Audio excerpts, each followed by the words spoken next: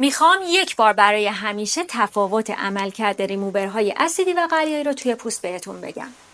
pH مواد اسیدی از 1 تا 6.99 و مواد قلیایی از 7.1 تا 14 هستش و همونطور که میدونیم پوست ما یک خاصیت اسیدی داره و pH برابر با 4.7 تا 5.7 داره. و ما توی کار ریموو عزیزان به لایه اپیدرم و درم کار داریم. وقتی که یک کاشترنگ اصولی اتفاق افتاده باشه توی لایه بالایی درم ما، یعنی لایه پاپیلاری کاشت اتفاق افتاده، پایین ترین لایه اپیدرم ما لایه بازال هست که خاصیت اسیدی پوست از این لایه میاد. هیالورونیک اسید داخلش داره. حالا بریم ببینیم وقتی که ریموورهای اسیدی یا قلیایی رو وارد پوست میکنیم چه اتفاقی برای پوست میفته. بیس مواد اسیدی ما اسید گلیکولیک، اسید لاکتیک و اسید سیتریک هستن. حالا بسته به اون ریمووری که استفاده میکنیم اینا با هم متفاوت هستن.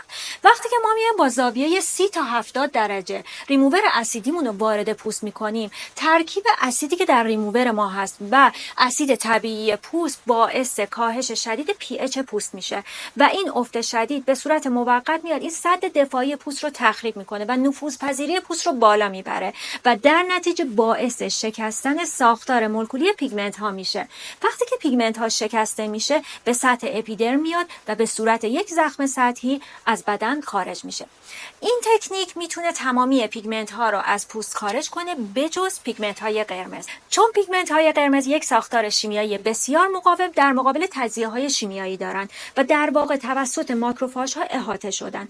برای همین هستش که بعد از استفاده از ریموورهای اسیدی بازم یه هاله از رنگ قرمز رو توی پوست میبینیم. بیس مواد قلیایی ما هیدروکسید کلسیم هست که یک ماده گچی و شیری رنگ با pH 12.4 که این pH توی ریموورهای قلیایی بسته به نوع اون ریموور از 9 تا 12 متغیر هستش.